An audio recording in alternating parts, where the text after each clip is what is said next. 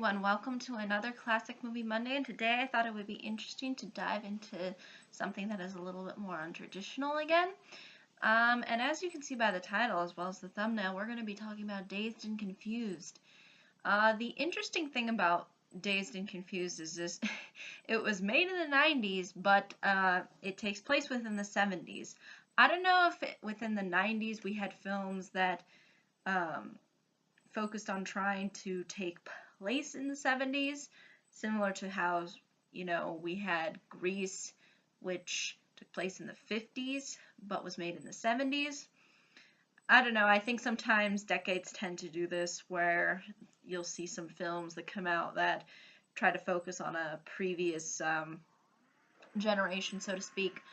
But Dazed and Confused, I think, provides a very interesting kind of take as far as a um, generational film, I guess you could say, is concerned, as well as a teenage film, because probably this film could be summarized in the sense that it kind of tries to be sort of the Breakfast Club of the 90s. But they do focus on completely different things, and they definitely take on a different approach to this kind of segment because it's focusing on teenagers that existed within the 70s.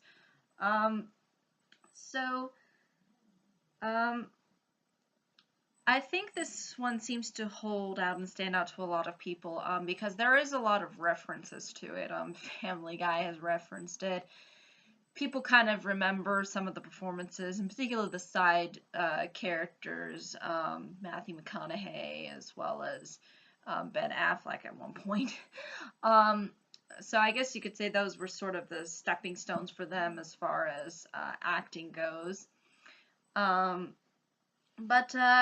like The Big Lebowski, Dazed and Confused, again, the plot is not really, based within so much a three-act structure as it is trying to, just convey various events and how those events somehow end up correlating all together. Unlike The Big Lebowski, again, there is a sense of randomness, but you do feel like that there are connecting kind of little storylines and things going on. Whereas The Big Lebowski is just kind of like, it just goes from one thing to the next. Whereas Dazed and Confused, there is a little bit more structure there. But again, it tries to encapsulate kind of that teenage rebellion, so to speak, and in doing so displays a lot of random, moments of character interaction and things like that. Um, Also, uh, like The Big Lebowski, who has a main character, we have a main character here as well, whose name is Mitch Kramer. And basically, he is a freshman. Now, within this film, they kind of do emphasize the whole high school sort of ranking system of, you always pick on the freshmen. Um, I think within my generation, there's been less of this emphasis on putting down the freshmen. But I guess apparently back in the 70s, it was a little bit more emphasized to kind of, I guess, make fun of the freshmen. And then they would have things like hazing, just really stupid things that end up happening in this movie. But they're somewhat identifiable because you can understand that this is kind of showcasing the time period and just the attitudes during the time and all of that. So I think it again does sort of encapsulate the 70s in that way by kind of displaying this sort of of a of a ranking within high school and how the freshmen are at the bottom and then the seniors are like the top dogs, so to speak. And there is a lot of bullying that ends up occurring, in particular to our main character, Mitch. But despite that, he still somehow manages to find his place because he technically is an incoming freshman, so to speak, because this takes place during the summer um, basically the last day of school, and they have one scene where they kind of encapsulate perfectly what happens in the last day of school. So again, it is kind of trying to set things up for the new incoming year and the new incoming students. And in doing so, there ends up being a lot of bullying and, hazing and all that stuff. But it's sort of done with a sense of purpose and significance as far as, establishing the kind of teenage culture that existed, I think, during that time period. Um, and there are a lot of older kids that I'd say that really I didn't gravitate towards and I thought were pretty douchey throughout the entire movie. But for the most part, the main characters that we end up following, there is a sense of sort of likability to them. Even though, as they say in every crowd of people, there are some idiots. And they do display that within this film. Some enjoyable idiots though too, like Matthew McConaughey's character. I mean, he's barely in this movie at all, I'd say. But the moments where he's in it, he really shines because you can just tell by who he's playing, how he just plays it just so straight. Um, it would be hard for me to play that kind of character and without like laughing myself silly. Um, but again, it has its moments, and this is definitely, I would say, not a film for everybody. Again, similar to The Big Lebowski, this film is definitely not a traditional film. It doesn't take on the three-act structure as strongly. It focuses on things that, usually people don't want to focus on, and sometimes might even feel uncomfortable focusing on, like things like bullying and hazing and all that stuff. Um, and teenage rebelling and things like that. Usually those things are kind of put under rugs. I would say this one is definitely has a little bit more grit to it than something like The Breakfast Club, where you feel like The Breakfast Club had a little bit more of it had more of the cheesy, kind of upbeat 80s attitude with it, whereas this one seems very kind of almost, I would say, sort of it kind of displays the sort of teenage rebellion in a kind of a bleak manner, especially with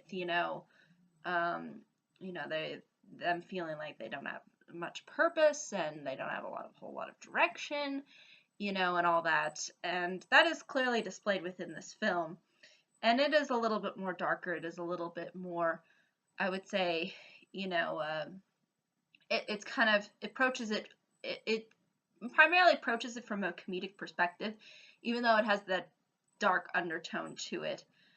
And again, The Breakfast Club does have that tendency too, but I think it's done in a more cleaner way as opposed to Dazed and Confused, where it's a little bit more, it just seems a little bit more darker. There's a little bit more of a emphasis on grit, especially you can tell from the environment. I mean, they're not in a clean, nice, room. Pretty much they're out at nighttime and, they're just doing God knows what. And they're just kind of just cruising, in the same way that, the dude cruises throughout the entire movie of The Big Lebowski. And these teenagers kind of just cruise and, and have their sort of experiences and things like that. And I think there's some enjoyability to that because not often do you see that within films, in particular teenage films. And I like how this film approaches it in a very kind of, gritty but yet comedic manner because there are a lot of genuinely funny moments in this movie and really goofy moments and a lot of very idiotic moments. But I think those are somewhat identifiable, especially if you are a teenager. If you probably grew up in the 70s, I'm sure you can find probably some you can probably identify a lot with this.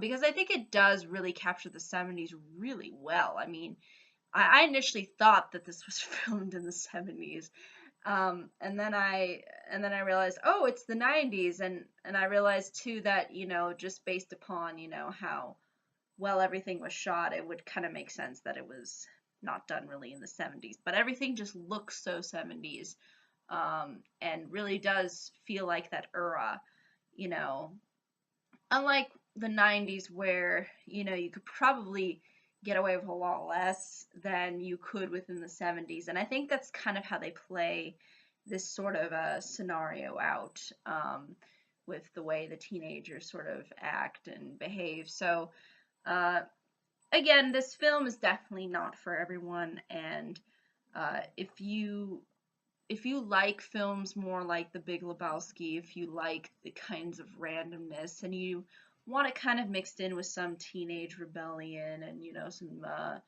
um, some grit, but also with some genuine laughs, this is definitely up your alley.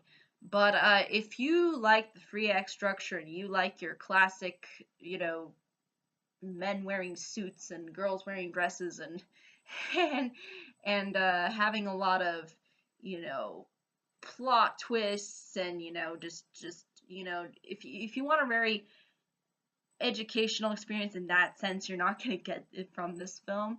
But I think it has a lot of interesting ideas, this film, regardless. It just approaches them in a completely different manner than a traditional classic film would. And again, this is definitely not a film for everybody. But at the same time, I still think it holds a high ranking among, um, movie fans out there. And I think there's been a lot of, again, references over the years. I think people do like to reference Matthew McConaughey's performance because it's just it's just hilarious in certain avenues.